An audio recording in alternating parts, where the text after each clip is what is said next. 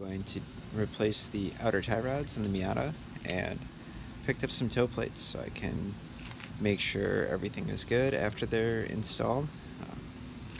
And it's going to be a hot one today, so let's try and get this done before it gets too toasty out here. So picked up some camber plates, and let's make sure this guy's nice and flush here. I'll hop over to the other side. Let's see. What do we have going on for toe here?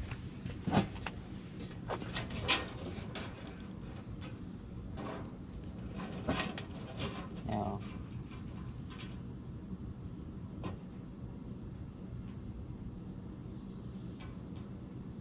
looks like we have about an 1/8 inch of toe out that we're looking for.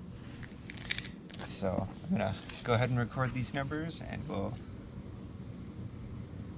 replace the tie rods. All right, we got some baseline measurements for the car. Now we're gonna jack it up, and we got some. These are Circus Sports R Miata front outer ball bearings. The ones that are on the car have a bit of wear and play in them, so we'll pop these new ones on. Alright, here we go. Car's up in the air. You can see with the tire wear that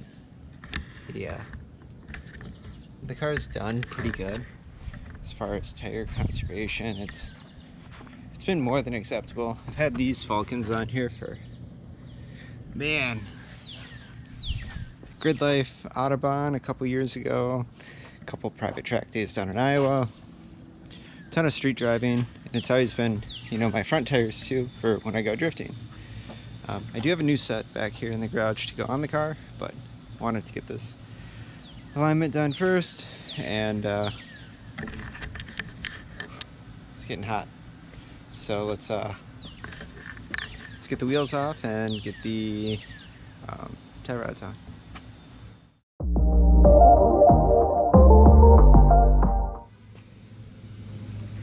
So I think that the tire wear here is telling me that I have a little bit too much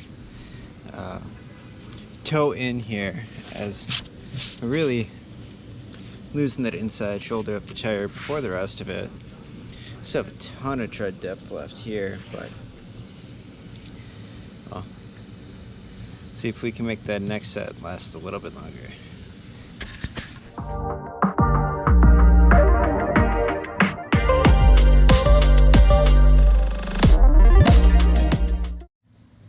Alright, that went pretty smooth. So I started with just breaking loose the jam nut here, taking out the cotter pin, and hitting the side of the knuckle here with enough force to get the joint to kind of drop out there. You can see it's loose now, so now I can undo it here, undo it there, and then we can get our new one in. You can see the boot is ripped here, and when I put a pry bar on it before, it really had a lot of a flex in it. So let's get this guy out, and we'll get the new one in.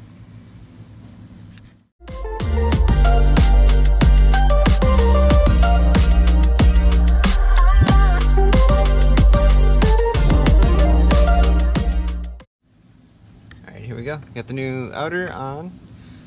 Put the fresh cotter pin in there. I did not tighten the jam nut yet. However, when I undid it, I just broke it loose, about a half of a turn, and then I took the outer off. Now that when the outer went back on, it went on just too far. It was aimed downwards, so I turned it back up and put it in. So you can see that it is loose still, but we're gonna measure it, and after we measure the car and verify that the toe is set how it should be, then I will sneak back under here and tighten it down. Let's hop over and do the other side.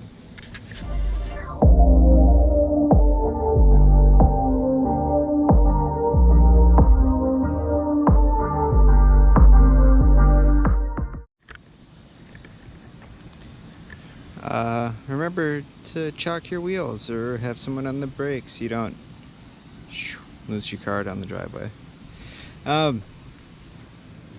Anyways, got the car pulled back up, did the toe plates here, and it's having a hard time holding it still. Use the jack stand there as a little bit of a prop. So we'll take a look here on this side. On this side. It's looking pretty close to where we want it. I might fine tune here just a little bit, check my notes, make sure the wheel is nice and straight how it should be. And then I should be able to get under here and tighten down the bolts there. So get after it, and then we'll I might turn the car around and get the back up here on the flatter surface and see if I can take some of that rear camber out, because I think squaring up the front, bringing the rear up, help with some tire consumption. And yeah, the rear tires, when I've been going drifting, they really just blow out that inside edge here. So we're gonna try and get a little bit more life out of these things without having to flip them, because you can see it's almost new on that side, and this side is chunked and gone. Alright, here we go. We're gonna try and adjust the camber here. I just measured it. We're at about 4.5 degrees. End of the car here, there are these eccentric bolts. They look like they're adjusted pretty far in, but there's still a little bit more room to go.